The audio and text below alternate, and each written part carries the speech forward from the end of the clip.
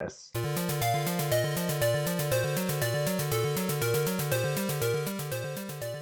Hello, and welcome back to Mind Over Chatter, the Cambridge University podcast. I'm James. I'm Nick. And I'm Naomi. And together we're inviting you to join us in our conversations with clever, curious people here in Cambridge. So, in this second series, we're talking about futures.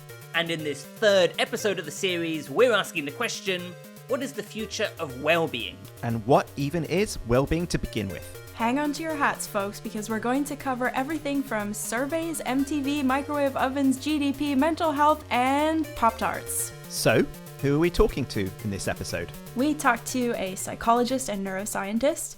Hi, I'm Amy. I'm a psychologist working on social media, well-being, and adolescent development. A psychiatrist. My name's Tamsin Ford. I am a child and adolescent psychiatrist, but one that works in the field of epidemiology, which these days needs very little introduction. And a welfare economist. Hi, I'm Mark. I'm sort of an economist. I work on well-being in a public policy context, but not just from economics, also psychology and other things. As usual, we began by asking our guests to tell us a little about their research. So let's start with Tamsin, if we can. My interests are about how we can make services and interventions for children's mental health better. How we can get more children to access effective treatment if they need that. But I'm not talking about just the kind of difficulties that people would come to clinic to see me with. I'm talking about all services, because all interactions with a child are a chance to detect distress if there is any and intervene to help someone develop to their fullest potential. I'm interested in everything to do with well-being, but particularly as it applies to public policy. And I'm interested in kind of exploring opportunities to craft well-being public policies that are transformative, but then also ethical. Questions around the digital world and how it affects well-being, mental health, and development are really central at the moment to public and academic conversation. However, they're often seen as separate from the core study of development, well-being, mental health, etc. And I really feel passionate about bringing those two together and also providing the infrastructure and all the other research approaches necessary to do so successful in the 21st century. So this episode is all about mental health. Obviously, that's a big part of research for all of you guys. And you're curious about what mental health and well-being will look like in the future. So we want to make sure we get our words right from the start. And can we start again with Tamsin here? What's the difference between well-being and mental health? Well, that's a $1 million question. I'm going to quote from Through the Looking Glass. And I owe this very useful quote to Neil Humphreys. What do we mean when we're talking about mental health or well-being? And Humpty Dumpty says, when I use a word, it means just what I choose it to mean. And I think well-being in particular is a really nebulous concept, although we all think we know what it means. Whereas I guess because I am from a health background, mental health to me means everything from those who really struggle and are clinically impaired at one end of the spectrum to those who are really thriving at the other. And there is an overlap between those who are thriving and those who are doing well and well-being in my mind, but I think you'd find umpteen different ways of describing and defining well-being. And I'm really interested to know what Amy and Mark have to say about this. Yeah, Amy, do you want to come in here? I think we use the words very loosely in everyday life, and it does trickle into academic life as well. So when I did my PhD, at least in my discipline, which wasn't always, we didn't really have a lot of clinical input from those working in clinics, for example, and people did use the terms very loosely. And I think coming to Cambridge was an eye-opener in sort of the challenges I got in trying to define those terms. So I think I agree with Tamsin that well-being especially is in the end maybe a powerful concept almost because it's defined in the eye of the beholder. We might all have a different concept about what it means to feel good or to be satisfied with our lives. And that might actually make it a valuable concept in itself to measure and explore. I think mental health, I often find it quite helpful to think about kind of mental ill health side of the people who are struggling, and then that being a continuum to those who really thrive. But in research, we often try to sometimes split those in two as well. But I think it is a really difficult thing that we are also just trying to figure out as we go. Can I ask, what role does culture play in well-being? Because we were talking about sort of individual differences in what well-being could mean. I think it's huge. So I think, well, as Amy was hinting at earlier, the culture you grow up in and what's acceptable to wear, to do, to be, can make a huge issue for your well-being. So, for example, in certain environments now, being a trans person is not such a big issue that it would have been 10 or 20 years ago, where it was much more stigmatized. I'm not saying that there isn't any stigma, but that is a really sort of stark example of how cultural issues can impact on people's well-being. I guess one of the main points that I'd just like to underline is that outside of psychology, well-being is often, indeed I would say typically, not defined as a mental state. And really psychology's contribution in a lot of ways to the broader well-being discourse is to say, like, there are these very significant mental aspects to it. So in economics, historically, there was a strong emphasis on whether your preferences are satisfied, and that was the definition of well-being. And then more recently, that has expanded to say, do you have the resources broadly defined to live the kind of life you want to live and do the kind of things you want to do? So that would include mental health as part of it, and physical health and income, and then political enfranchisement, and whether you have the right kind of environment in which you can flourish. And it might be that the kind of ultimate payoff of being able to live the life you want and do the things you do is a kind of good mental state. Maybe it's happiness, sense of meaning and purpose, this kind of stuff. But in the policy discourse, there's been, for a long time, mostly an emphasis on these kind of more material issues. So it's a mix of internal and external factors that sort of comprise well-being. Is that kind of what you're getting at? Yeah, but I would stress that there's a lot of arguments about this. So philosophers in particular tend to, I think, want to reduce it down to like one thing. So like, if ultimately it's about happiness or meaning and purpose or something, then that's how we should define it. Whereas I think in the policy space, there's a bit more of an openness to say, well, it's different things to different people, and we need to respect all these different value judgments and that kind of thing. I have to say, I think the definition this broader definition makes a great deal of sense to me, because I think otherwise you get stuck in an argument, which happens in the mental health space quite a lot, about the overlap between mental health and well-being. And it's like a Venn diagram with quite a big intersection, but it's not perfect. And I think what's happening, sadly, is we're stripping away people's language to describe when they're struggling, because mental health is now being taken to mean mental ill health. And so you get people saying strangled things like, I have mental health at the moment, which, when you stop and think about it, is completely nonsensical. And I think it's because of the stigma around poor mental health that means that constantly you get these shifts in words. And as Amy said, there's a lot of loose use of language, but actually language matters. And I think you're absolutely right, but there is a huge cultural influence. And actually, physical and economic resources that you have to live your life have a huge impact on well-being, but also on health, which is just one part of that. Mark, I'm curious, given this conversation we've been having, how you go about measuring well-being. So clearly, from what I understand, that's everything you're about. But how do we measure well-being? Yeah, all right. In many ways, and I guess it depends partially on what you think well-being is. So Amy and Tamsin can speak a lot more thoroughly than I can about the measures used in psychology. But so I guess in psychology, the things that stand out for me are commonly these life satisfaction scales. So we ask people, how satisfied are you with your life on a scale from 1 to 10?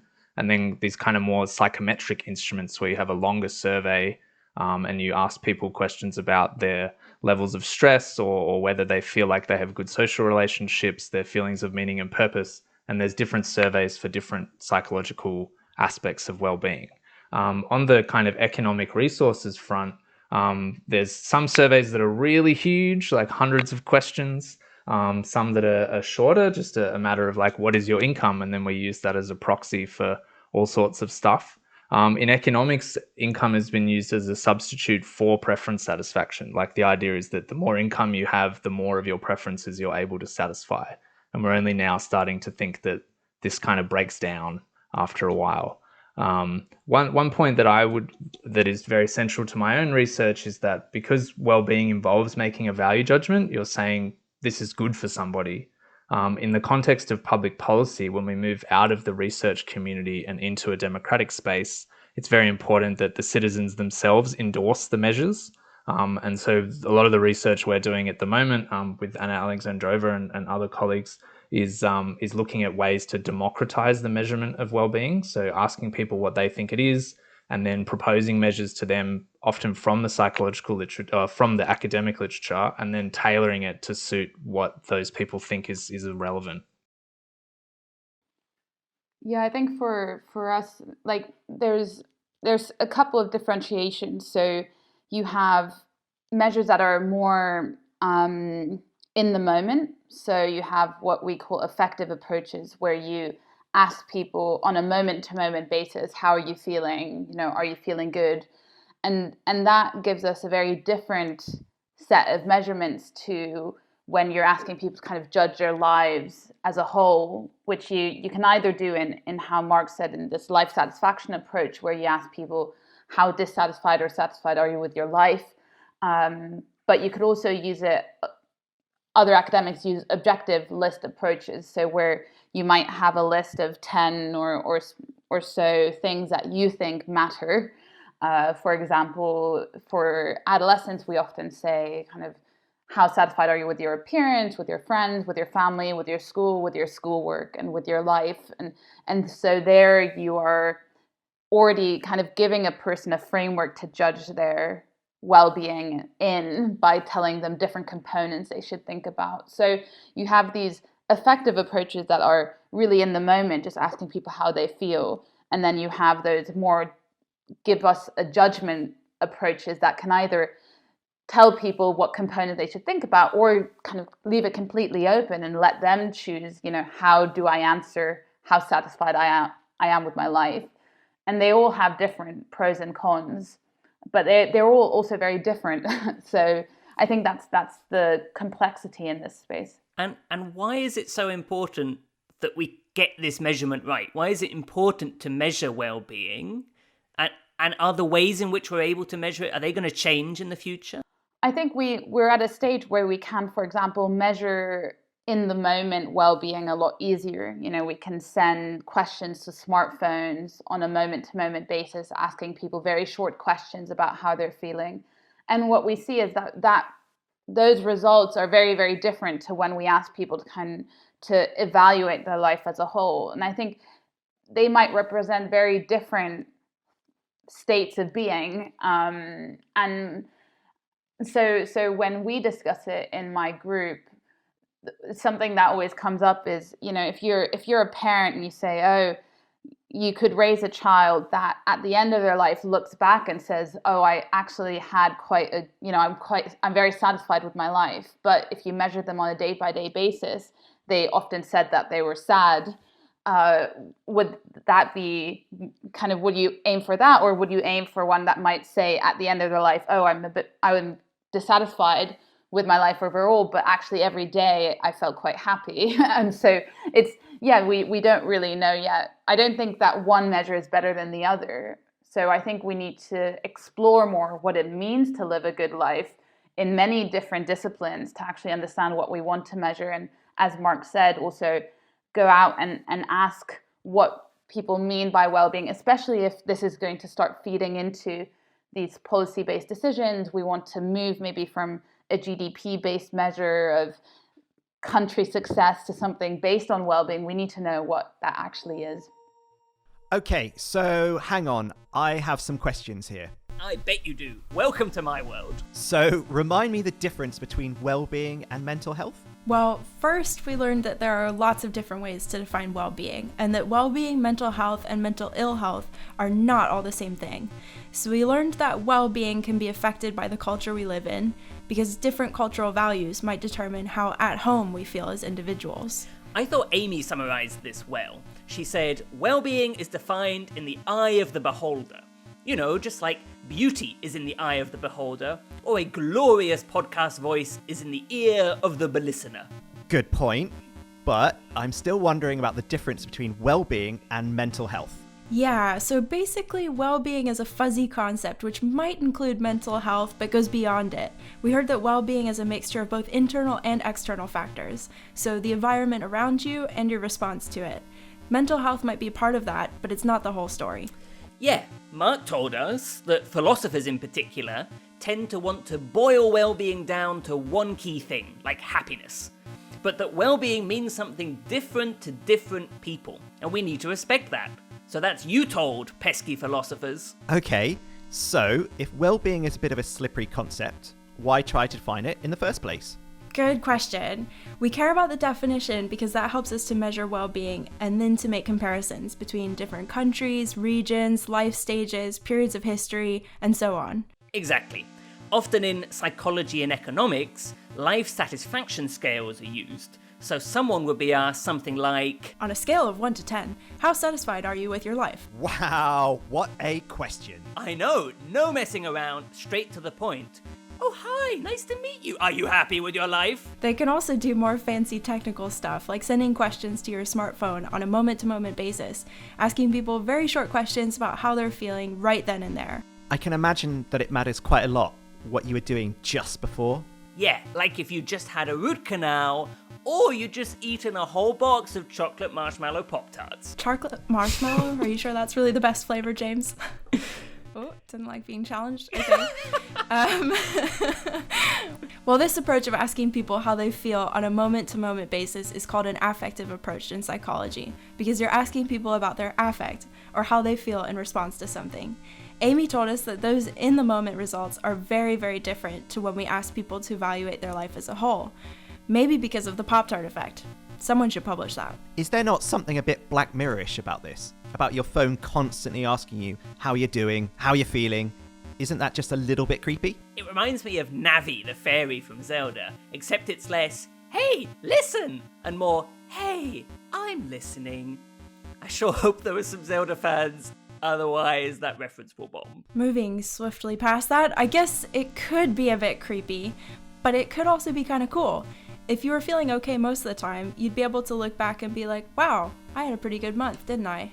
So maybe it's more like, it's a wonderful life, and less like Black Mirror.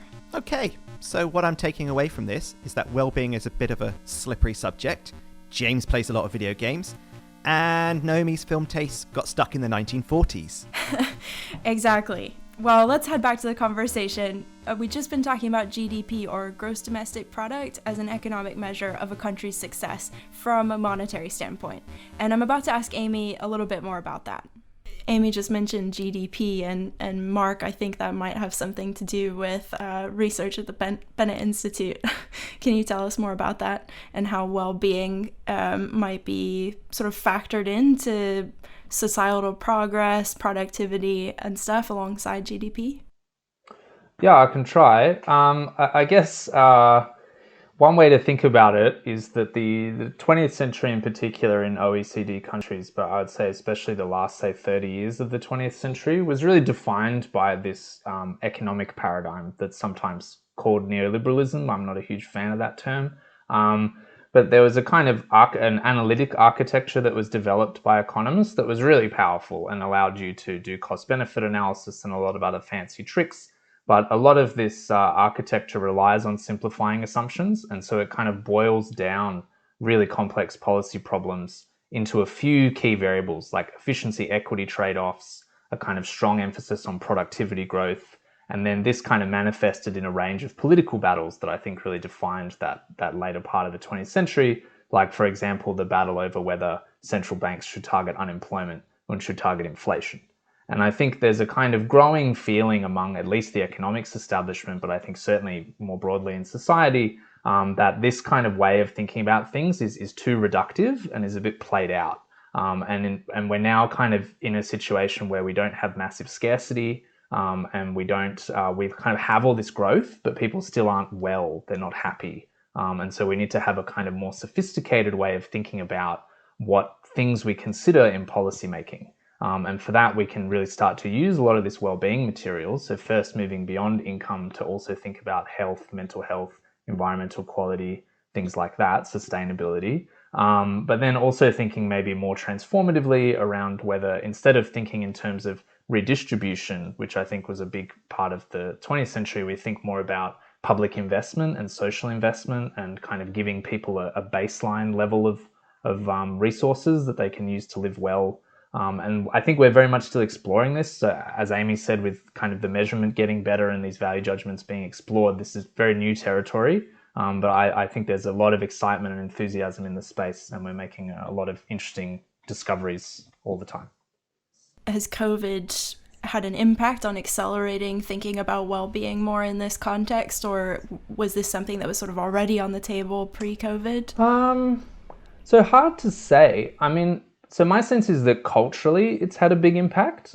So more people working from home, more people getting dogs, more people moving out of the central city. These are going to have effects on people's values. And I think COVID allowed a lot of people to explore lifestyles that they weren't previously allowed to explore. I think also the kind of crushing recessionary effects of COVID will kind of scar a generation and have a lot of impacts on people's attitudes to distribution and the welfare system and these kind of things. At the same time, I don't get the sense that there's a huge push among the governing class in other countries that's on board with a radical change in the paradigm. The UK has been at the vanguard, I think, of wellbeing public policy for quite some time, and so it's hard for me to tell whether I've only just come to the UK. I should make that clear. It's hard for me to tell whether the UK government has kind of accelerated its attitude to try to be a bit more sophisticated in thinking about well-being, or if there's just a path dependency that goes back for the last 20 years of effort in this space. Just before we move on, is how you guys feel, all three of you, about the relationship between the sort of individual measures of well-being, which Amy's mentioned some of, I can't quite remember, maybe Tamsin's touched on them as well, and then some of these kind of like cross-sectional societal measures of well-being that Mark has mentioned. How do those interact? I think, like, as being trained in psychology, there is a way of seeing well-being as an individual thing that we want to measure and target. I think naturally societal well-being might be defined as something completely different, like social cohesion at the local level, kind of how, for example, there's I work with the British Academy and the Public Policy Committee, and they're doing a lot of work looking at how communities during COVID that were already previously maybe more advantaged, maybe healthier communities, had a lot more community uptake of helping each other, community activism, than those that were already struggling. And so there's a way of looking at community health, and so people being even able to help each other. But I wonder whether, for me, that's not what I would say is the well-being that I study. I feel like it might be you would look at community cohesion, for example, but maybe that's just me coming from the psychological discipline, where a lot of the things we do are individual based and where we try to measure individual level. Well, let me therefore ask Tamsin. So, working in psychology and psychiatry, if I understand correctly, I'm curious how the well-being needs of children and adults differ. So on that individual level, but whether or not what age somebody is, how does that differ in terms of their well-being needs? Well, developmentally, we all need clean air, clean water. There's food, shelter, that there is a kind of basic requirement. But after that, developmentally, people will have different needs. There are various different sort of models of life stage, but broadly speaking, a baby, an infant, a toddler is hugely dependent on their parents and their family and the care that they get for their development. That gradually during childhood and particularly in the teens, and this is where Amy will be the absolute expert, there's much more of a swing towards peers in terms of your development. For primary school children, they need to play. It's how they learn. It's not just fun. And in fact, I would argue that adults need to play, and perhaps we get to play a little less, and that harks back to what Mark was saying about lockdown providing some people who have the resources to perhaps really change their lifestyle and improve their well-being. So I think there are similarities, but there are differences. I suspect it's much harder for those people who have small children who are trying to work and homeschool their children or provide care for their children at the same time. So it's essentially 2 full-time jobs, than say it is for me with teenage children who are in their first year at university. So they're just stealing broadband from me. I was going to say, Amy, do you want to add anything there about kind of adolescence in particular? So maybe that transition between the particular sorts of needs of children and adults. A research project I recently completed here at Cambridge was looking at, so a lot of well-being research. There has been quite a lot of very nice well-being research across the lifespan. So looking at how well-being develops across ages, but most of them start at age 18 or 16. So that's where the data collection begins. However, there are 2 data sets being collected both in the UK and Germany, where there's actually child level data that you can merge into those data sets. And you actually can look at a life satisfaction measure all the way from age 10 to age, 80 was the cutoff we used, but you could look at it all across the lifespan. And so what interested us was actually that adolescent age space, because there are major changes that are happening in how adolescents appraise their life. As Tamsin said, peers become more important. There's a lot of adolescents see themselves differently in the respect to the communities they live in and the way that they judge their worth and kind of judge where they sit. It's much more important what other people in their community and peers think of them. And so what we found is that actually there's an almost near universal decrease in life satisfaction if you look at adolescents from age 10 to age 20, for example. So our modeling showed that we'd assume that over 99% of the adolescents in the samples, which were multiple thousands, would show a decrease in life satisfaction at that point. And so then the question was, what does that actually mean? And that's where a lot of questions arise, because as I posted this for the academic community in late 2020, and there was a real split between people saying, well, that's just a difference in adolescents. Adolescents appraise the world differently. So naturally, they'll start answering a question about how satisfied are you with your life very differently. But then there are the other half of people were like, well, but that then just means that their life satisfaction is different. Their well-being has changed because the way that they appraise the world has changed. So it's a very circular argument around why does the life satisfaction drop? Is it an actual drop in well-being? Is it a change in the way that adolescents' brains work? Or is that the same, 2 sides of the same coin? So I think that really showed me the difficulties of working in this space, because I've always worked in the kind of tech linking to well-being, and that was a project which was solely in the well-being space. But I think it's very interesting, and we need to think a lot more about what these measures mean, but then also I think we need to think about these age spans where it might be a bit more difficult to collect data, or where those questionnaire measures we use might not fit. Like in children, you can't just ask them you could ask them how satisfied they are with their life, but it would mean something very different. So I think we're getting into that space where these questions become very, very difficult to answer in a kind of completely quantitative way. We start needing to actually debate and discuss what it means. Can we get Mark in here and maybe also sort of add a bit of a future focused perspective to this and sort of how this might change in the future? So maybe one thing that I would say is that I think research in this space is pretty live, and I think it has been a bit quiet for the last 10 or 15 years, and now it's about to ramp up again. So I think we could see some pretty big changes on this front.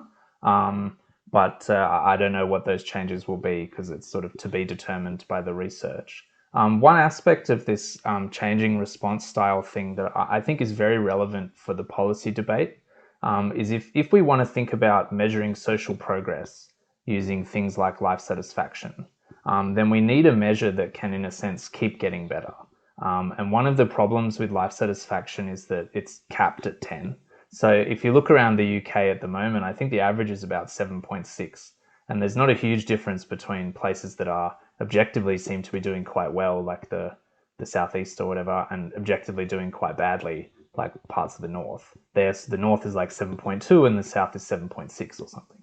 Now, assuming that like life just keeps getting better for the next 30 years, how are those kind of improvements going to turn up on these scales? And one concern that I have and that some people have is that as people get towards the top of their scale, they don't change their responses, they change their scale. So the 8 out of 10 that they say this year and the 8 out of 10 that they said 20 years ago mean quite different amounts of satisfaction. And I think that's definitely something that we need to explore a bit as we kind of take this into the policy realm. So like well-being is relative, I guess, to what you're currently experiencing and what you've experienced in the recent past. Is that sort of what you're saying there? Yes, but also you want to distinguish between your well-being is relative and then your reporting of your well-being is relative. And those are two separate issues that are really hard to disentangle. And so I think like we're putting a bunch of research into process at the moment that's trying to disentangle that, but I'm actually not very optimistic. So we'll see.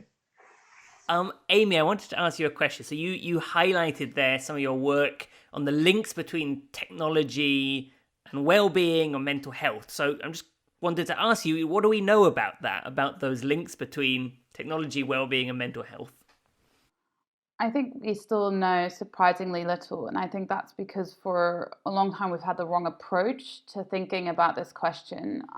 It's been a quite medical approach because I think that's how we've approached new things in our environment for a long time. And, you know, I sit in the kind of medical school, and so I think the default was to think about, you know, what are the optimum numbers of minutes that a child of age X or Y should spend online. Let's quantify what technology, you know, what's time spent on screens is causing a decrease in well-being and mental health, for example. I think in the last 2 to 3 years, there's been an increasing understanding that quest seems to have failed, mainly because there is that numerical link might be much harder to quantify because technologies are now become part of life.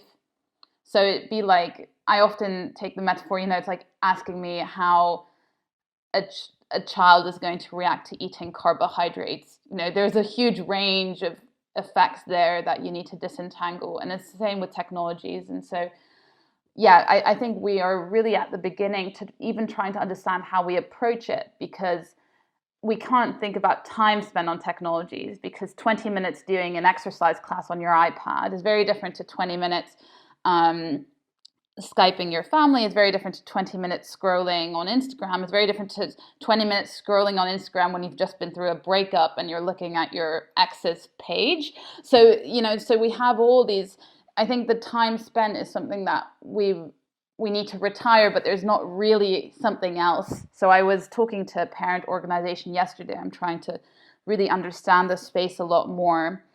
And they said that parents still want to know, you know, what time should we spend on our screens to make my child, you know, to ensure that they develop well and that they feel good. And we know that that is almost an unanswerable question, but we don't have an alternative to talk about. You know, they talk about, oh, you know, it's about co-use, it's about kind of reflection and making the kind of encouraging the child to actively enact with technologies, etc. But these are all really complicated things to talk about. And so I think we're at that stage where academically, with technologies now becoming omnipresent in our lives, the way we approach the science will radically change. I think that in then 5, 10, 15 years, we'll have, we'll have developmental psychologists just having a bit of tech research in that field. We'll have the clinical space having a bit of understanding of technology in that field. I don't think we'll have people like me, how I did my PhD, where it was like, I do tech and I understand technology. I think we're going to have it much more spread across the academic space. So yeah, it's difficult. I don't think we know a lot. So yeah, and that's my monologue. If I could come in there, I totally agree that there seems to be a way of reacting to new technologies, like penny dreadful novels, like the waltz, like video games. Every generation almost has its moral panic, and there is a kind of assumption that it must be harmful. So how do you limit it? Or, and each time there has been very little evidence of damage. I mean, gosh, if we could get kids to read more books these days, the fact that books were seen as a dreadful technology that, that might harm children if they read too many of them just seems ludicrous to us. But it was a very real moral panic sort of 150 years ago. And because of that, it drives an agenda where worried parents want guidance about how many minutes. And Amy is absolutely right. We have very little longitudinal data. Even in the cross-sectional data, there is some evidence that some young people feel more out of control with their media use and, more influenced in their mood. But is that because their mental health is poor, so they're doing fewer things and they're engaging more with social media and the less helpful aspects of it? Or, it's probably bi-directional, but there is this assumption of harm when actually we have very little evidence, and that just drives you down. This is the problem. How do we control it? So I totally agree with Amy. We need to step back, be much broader, and as she says, it's all about what you're doing on social media, how you're doing it, and who you're doing it with, rather than how many minutes on the screen. Me again. I have some more questions, not to point any fingers, but Mark used some fancy economicsy words. Have no fear, we looked those up for you. This is like a game show, except with no prizes. So behind curtain number 1, we have OECD countries. The OECD is the Organization for Economic Cooperation and Development. There are 37 OECD member countries across the globe, and the goal of the organization, according to their website, is to shape policies that foster prosperity, equality, opportunity, and well-being for all. Sounds pretty good. And behind curtain number 2, we have economic neoliberalism. This is a brand of politics and policy making which typically includes policies such as eliminating price controls, deregulating capital markets, lowering trade barriers, and reducing state influence in the economy, especially through privatization and austerity, at least according to Wikipedia. I feel like there might be a lot of extra curtains hiding behind curtain number 2. And finally, behind curtain number 3, we have life satisfaction. This goes back to the idea that well-being is often measured in survey form, with a rating scale where you can select a number from 1 to 10, with 1 being like a horrible, terrible, no good, very bad day, and 10 being a pop-tart-tastic, fan-dabby-dozy, life just can't get any better than this extravaganza. I believe that's exactly what it says on the survey. Okay, thanks for that. And remind me where all this economics chat came from? Well, we were discussing the way in which COVID has accelerated debates around GDP and well-being. Basically, is GDP still a useful measure for people's well-being? Short answer, no. So, well-being is more than just colour TVs, MTV and microwave ovens? That ain't working? I was maybe going for a Dire Straits reference there. I guess that ain't working either. Well done, well done. So yeah, people are reflecting on their values, what really matters to them, and COVID has allowed people to explore more different lifestyles, maybe working from home, getting pets, moving out of cities. Although we do have to recognise that not everyone has been so lucky. and that COVID has also had a crushingly negative effect for many people. Right. Our guests were also discussing how individual and societal measures of well-being are different, but that both are necessary. We also heard about how the well-being needs of children differ from adults. We all need some basic requirements of life: clean air, water, food, shelter. But after that, everyone's needs are different, and those needs will depend on where you are in your life. They didn't actually mention Maslow's hierarchy of needs, but maybe that's lurking in the background here. Not that I would know anything about lurking. Absolutely. The hierarchy of needs is one way that psychologists talk about needs, often represented as a pyramid, going from basic physiological needs at the bottom of the pyramid, like food, water, warmth, rest, all the way to Pop-Tarts at the top. But it's not actually Pop-Tarts, is it? No, it's self-actualization, but Pop-Tarts sounds way better to me. In theory, you have to meet the needs of each level in order to move up the pyramid. And another need, not on Maslow's hierarchy, that children have is to play. Although Tamsin points out that adults need to play too. And what about teenagers? They're definitely not children, but is there something unique about well-being from a teenager's perspective? Well, Amy told us that there is a near universal decrease in life satisfaction if you look at adolescents aged between, say, 10 and 20. But what does this mean? Do adolescents just see the world differently? Well, if so, of course they'll start answering questions about life satisfaction differently. But maybe this just means their life satisfaction really is different. Sounds like the jury's out on that one. And did we learn anything about how the concept of well-being might change in the future? Well, a complicating factor Mark pointed out is that reporting of well-being is relative. You compare yourself to your peers in the here and now, rather than thinking far away and further back. A long time ago and far, far away has got me wondering whether the Empire used to measure life satisfaction. You know, like the annual Death Star life satisfaction survey. Meanwhile, back in this galaxy, another problem is that if your well-being is high by some metric, like if you have lots of Pop-Tarts. Right, like if you have lots of Pop-Tarts and your well-being is capped at, say, 10, then a year later you still have lots of Pop-Tarts, assuming they haven't gone stale, it's impossible to measure any increase according to the scales we currently use. What do we know about the links between technology and mental health? Good question, and one that Amy was perfectly placed to help us answer.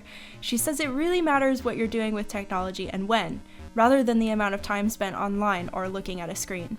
Also, technology is now so integrated into our everyday lives that it's hard to separate it out from other factors. Future researchers are going to have to look at a new way of studying its effects. Am I right that Tamsin mentioned longitudinal data? What's that? Behind curtain number 4, we have... You guessed it, longitudinal data. Or is that data? I never know.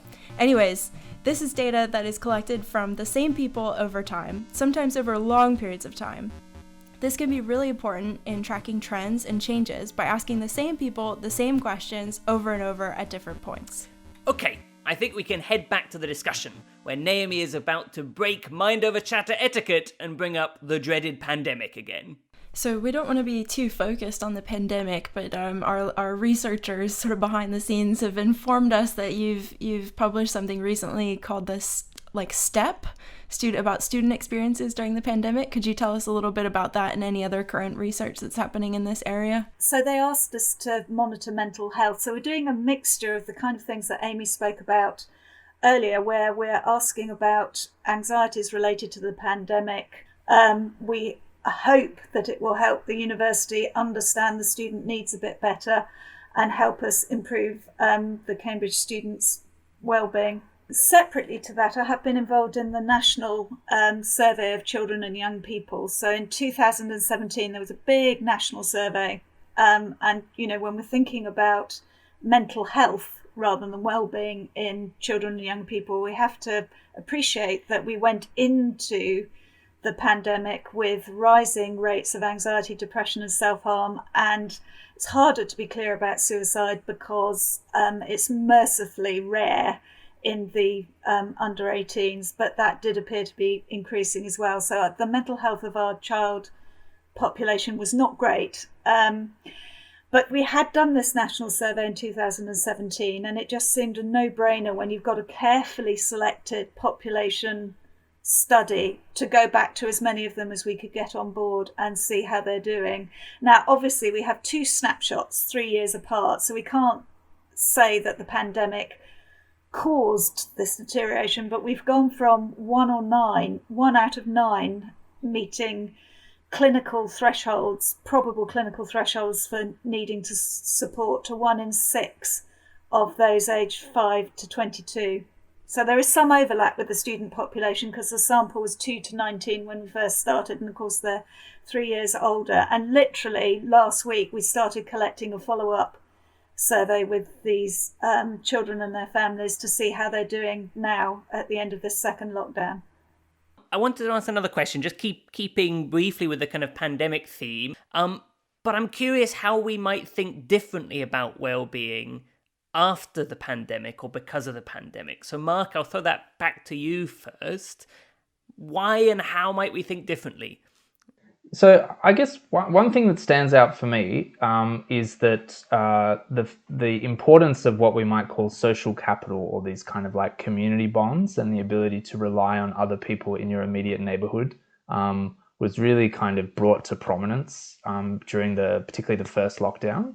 And I think that's something that has been neglected at a cultural level and at a policy level for many decades. So my expectation is that there may be some structural break on that front. We start to reinvest a bit more of our time and a bit more of our public funds in community infrastructure and the kind of things that build social capital. So like at the moment, if you want to go and play football, it's quite an arduous effort to go and find which clubs exist in your area, which fields they use at what times, this kind of thing. Making it easier for people to just kind of quickly access community might be something that comes out. I think the home working thing is here to stay, and I'm curious to see what effect that has, at least on kind of the professional classes that do a lot of home working. So I think, there's been an explosion in pet ownership, and I think people have moved out into the burbs a bit more and into kind of out of the central city. And I think that will have implications for the kind of lifestyles that people value. How that feeds into policy over the longer term, I don't know.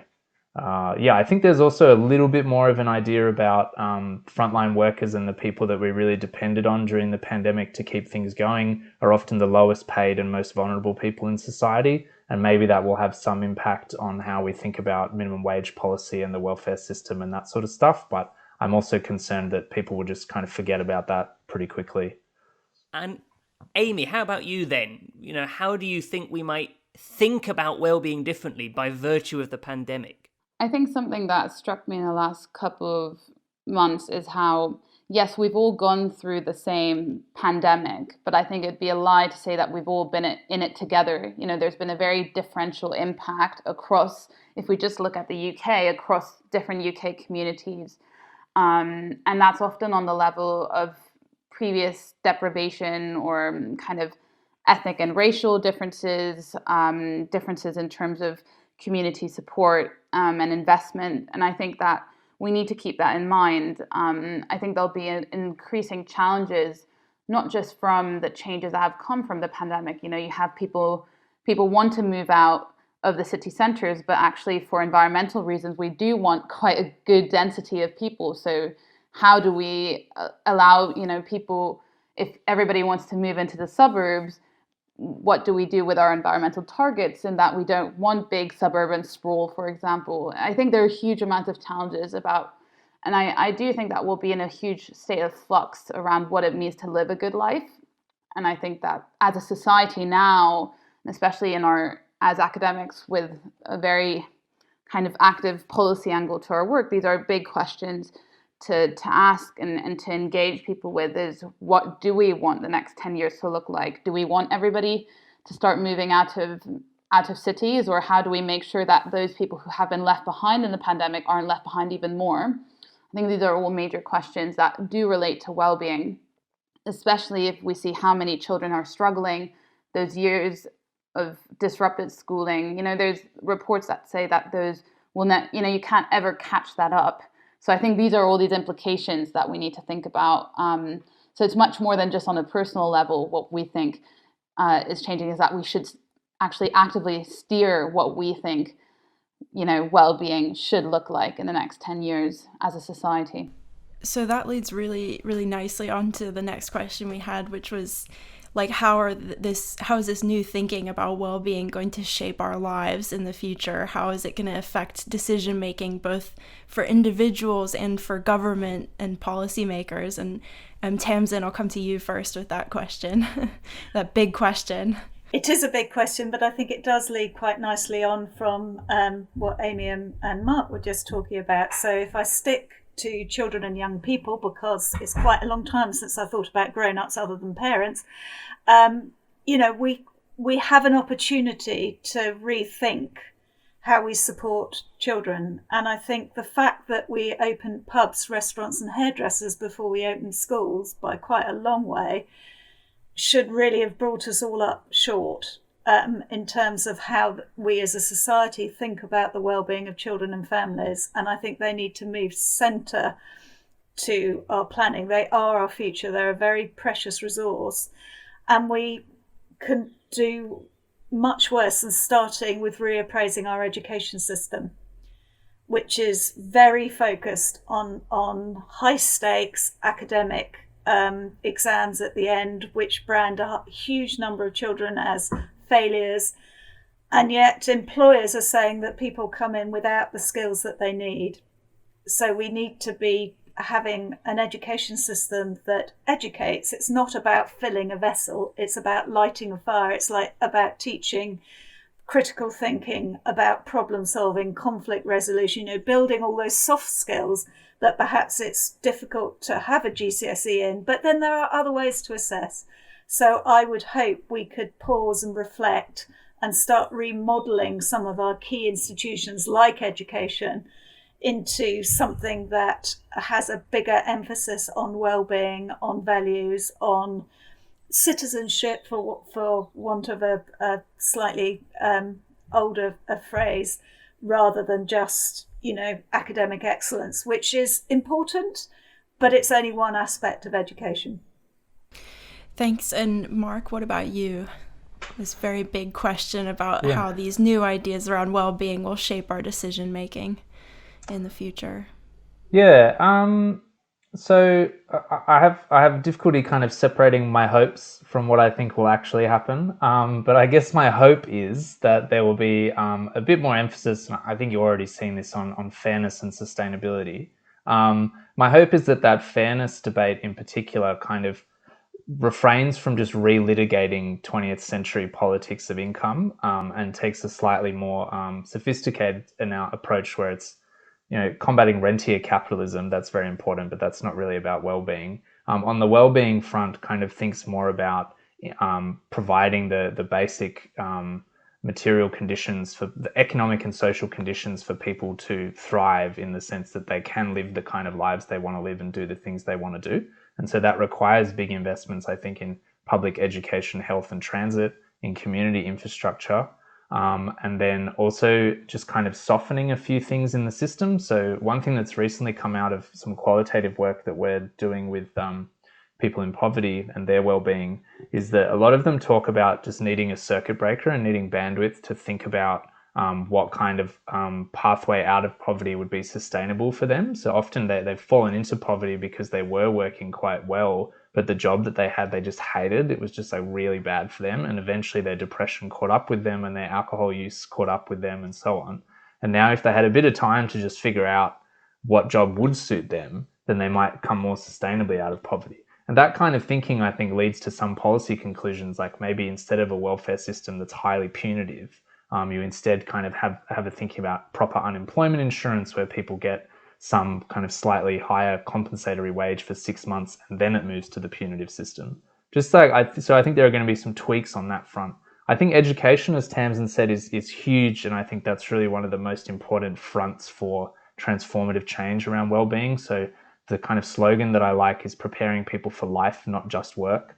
And I think on that front, there's a lot of movement around developing curricula that can help people with some of the necessary skills for well-being. So there's the Healthy Minds program that's been trialled in the UK, and then there's also the Enhance program, which has been trialled in the US, which are these kind of mood management training things that teach people about gratitude techniques and mindfulness and these kind of things. And then there's also the personal strengths idea that Martin Seligman and others developed around helping people to identify their authentic values and what they're good at. And then that will kind of help them pick jobs and lifestyles more broadly that will help them to flourish. And I think there's a whole lot of other things there, like out of self-determination theory, we have this idea that we should help kids to kind of identify their intrinsic motivations and help them form healthier relationships with people that kind of nourish those intrinsic motivations. So heaps of stuff there. Lots to take in there. I mean, like, there's some really interesting stuff around values, I guess, that kind of speaks to your last point there about the pandemic has all forced us all to rethink our values and why we're doing what we're doing.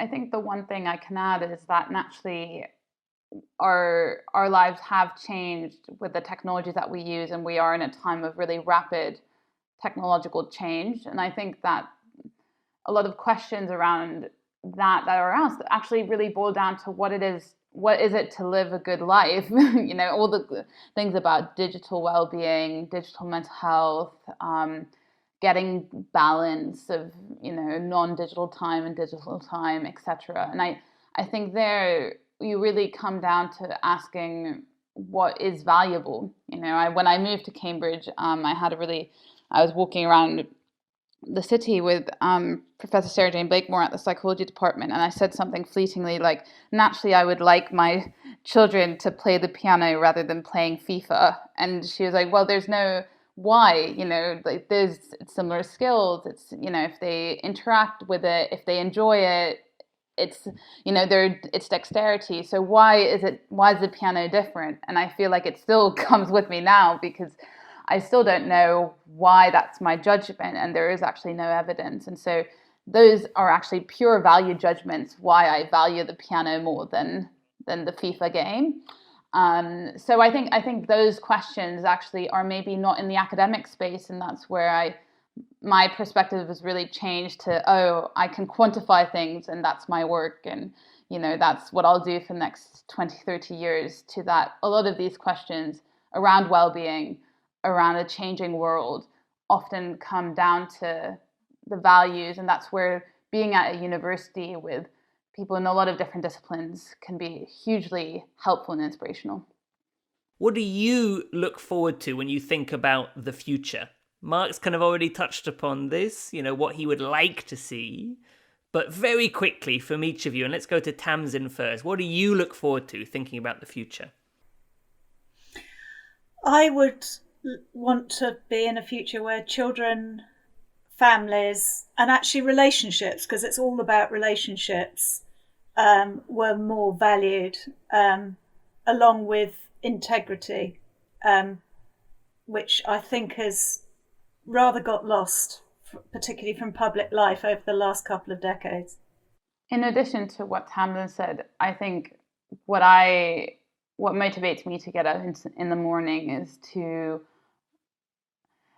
figure out a way that we can live with technological change that feels controlled, where it becomes public infrastructure that is tested and that is understood before it's rolled out across multiple different countries and communities. And I think that will need academic involvement, but also political, public, and third sector. So I think that's a big challenge, but I think we'll need to get our head around that. Yeah, I hope that eventually we can get to a situation where we, in a sense, have a post-scarcity society that encourages and celebrates people to self-actualize and kind of live their best life according to them, rather than kind of steering people towards a much more simplistic notion of success that's basically about, are you working a lot and are you making a lot of money, which suits a lot of people, and that's great, but also doesn't suit a lot of people. And I'd like us to be more sophisticated about that. Right. I think we've covered some good ground here. We learned about STEP, S-T-E-P, or Student Experiences During the Pandemic, a study here in Cambridge monitoring the mental health and well-being of our students. There's a link in the episode description for more information about STEP if you're interested. And we also braved the concept of COVID to discuss how we might feel differently about well-being after the pandemic or because of the pandemic. Absolutely. a hugely disruptive event like a pandemic can be a great time to make big changes. Like we said, lots of people have taken time to reassess their values and to try and align their lives to those values a bit better. But not everyone has had that luxury. No, the pandemic has impacted different groups of people very differently. So we're all in this together, and also not at all. We really have to be mindful of people's different experiences, and that's super important. What makes life good for you, like Pop-Tarts, might not be the same as what makes life good for me. I have a complicated relationship with Pop-Tarts. So relationship status, it's complicated. Yeah. So I guess the big question is, now that we have developed some new ideas about well-being, what do we want the next 10, 20, 30, 40 years to look like post-pandemic? Gosh, that is a big question. I'm guessing James's answer would have something to do with more Pop-Tarts. Yeah. Deeply regretting bringing up the Pop-Tarts now. But it's not a question of just Pop-Tarts. It's how many toasters do you have as well, right? You know? Oh, God. I mean, like Pop-Tarts everywhere, but not a toaster to toast. That would be like, hell on earth. Nightmare scenario there. Although for James. you can eat them cold. You can definitely eat them cold. Was there anything that was surprising or stuck out to you? I'm trying to think. When you say surprising, gosh. No, relatable, I think, is totally the word I'd say. Because, thinking about how everyone is, the different experiences of the pandemic and what everyone's different visions are for the future is probably the thing that I thought about most away from the episode. Yeah, I think the note about how a disruption can be a really good time to make changes is a good thing to keep in mind for like personal experience as well, for sure. I was surprised really that well-being turned out to be such a slippery subject in the end. I would have thought maybe that, we found the right people and we push them hard enough and they tell us exactly what it is. Not define so it, easy. define it. Yeah. Yeah, last season we had climate change was like a toddler with sticky fingers, and this season well-being is like a slippery eel. Slippery fish? Yeah. Eel, yeah, that's even better. Yeah. Great metaphor. Well, that brings us to the end of this episode. Yeah, there was so much interesting stuff in there. I can honestly say this was one of my favorites of the series. You say that every episode. Well, now that I've heard that episode, I'm gonna go take a step away, reassess my life, fill out some more surveys on Facebook that I've been meaning to do, and think about getting some more Pop-Tarts. So stay tuned for our next episode about creating a more just future. Before then, please fill out our survey. The link is in the episode description to tell us what you think of the podcast. Be honest. And make sure to leave us a review on whatever platform you use to listen to your podcasts. A good one, please.